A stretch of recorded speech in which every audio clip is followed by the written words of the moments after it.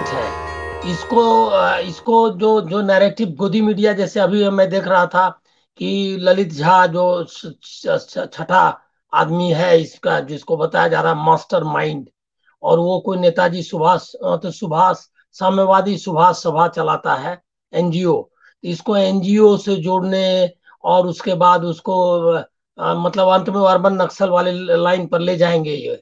तो ये नैरेटिव जो है इसको डिफीट करना चाहिए हम लोगों को, और बताना चाहिए कि इससे किसी का कोई मतलब उनका कोई राजनीतिक इरादा नहीं है।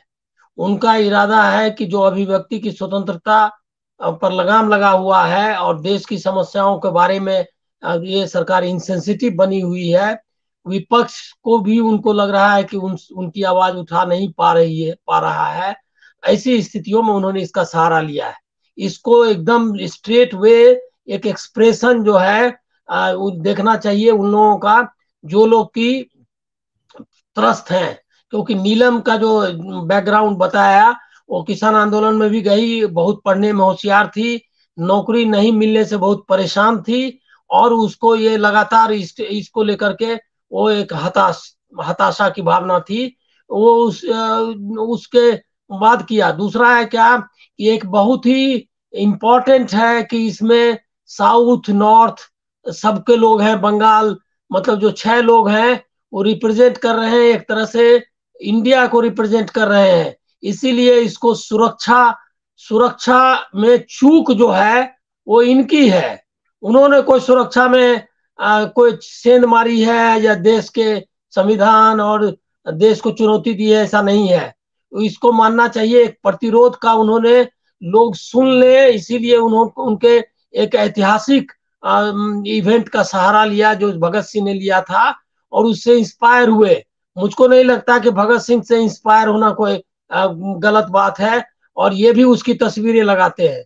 इसीलिए अगर भगत ये हम लोग मानते हैं कि हमारे संविधान ने, हमारी विरासत ने जरूर इस बात को साबित किया कि हिंसा का रास्ता जो भगत सिंह या उनके साथी कर रहे थे, उस रास्ते से आजादी मिलना सही नहीं था, और गांधी जी का रास्ता ही बेहतर है।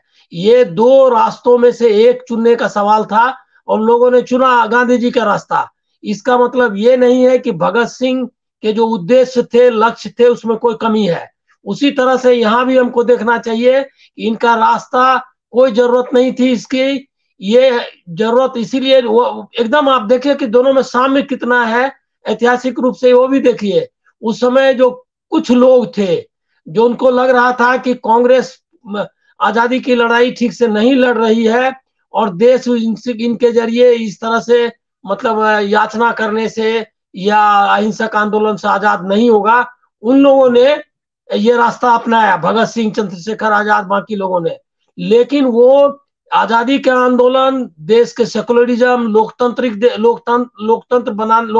देश बनाना है, बराबरी वाला देश बनाना है, इसमें दोनों के उद्देश्यों में कोई कमी नहीं थी, और त्याग और इसके मामले में वो आगे गए थे।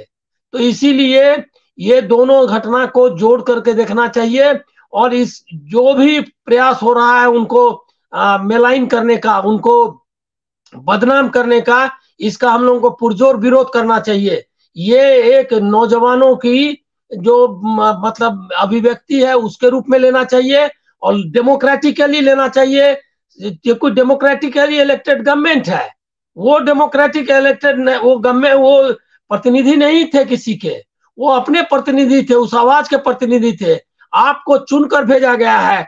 जिस तरह से संसद में व्यवहार किया सांसदों ने, और दोनों बीजेपी और विपक्ष के दोनों सांसदों ने जिस तरह से उनकी पिटाई की, मैं इसकी निंदा करता हूं। ये आपसे नहीं, आपको संसद में शहीद हो जाना था, लेकिन आपको एक निहत्थे युवक को पीटना नहीं था। और लोग उसके बाद वीडियो डाल रहे हैं कि कैसे जो है जेडीयू का एक सांसद जो है, हमारे बिहार के ही हैं, वो जो है कैसे बहादुरी से उनका कुछ सामना नहीं किया। एक निहत्थे पे मैंने देखा बूढ़े सांसदों को उस पर टूट पड़ते हुए, एकदम निंदनीय है। जब एक भटके हुए भूले हुए लड़के आ गए और निश्चित तौर पर वो वहां कूद गए थे, एक गलत बात थी, मार्शल को था। इसमें राहुल गांधी का ठीक आया है कि राहुल गांधी खड़े होकर के डरे नहीं है, लेकिन उन्होंने कोई आक्रमण, हमला या कोई हिंसात्मक उत्तेजना नहीं दिखलाई। लेकिन बाकी लोग तो एकदम क्या कहते हैं, स्ट्रीट के जैसा व्यवहार कर रहे थे। संसद का ये दृश्य दहलाने वाला है। ये आपको बताना चाहिए लोगों को। अपने युवक थे जिन्होंने एक अहिंसक ढंग से, कोई वहां पर कोई ऐसा नहीं दिखाई देता है कि वो कोई पिस्तौल ताने हुए हैं और उसको क्या कहते हैं पकड़ने की जरूरत है। उन्होंने एक धुआं किया है, उसको पिटाई कर दी इन लोगों ने। अगर इन्होंने पकड़ लिया उनको उसके बाद, उसके बाद आप उसको पीटेंगे। आप पुलिस से भी आपका व्यवहार खराब रहा।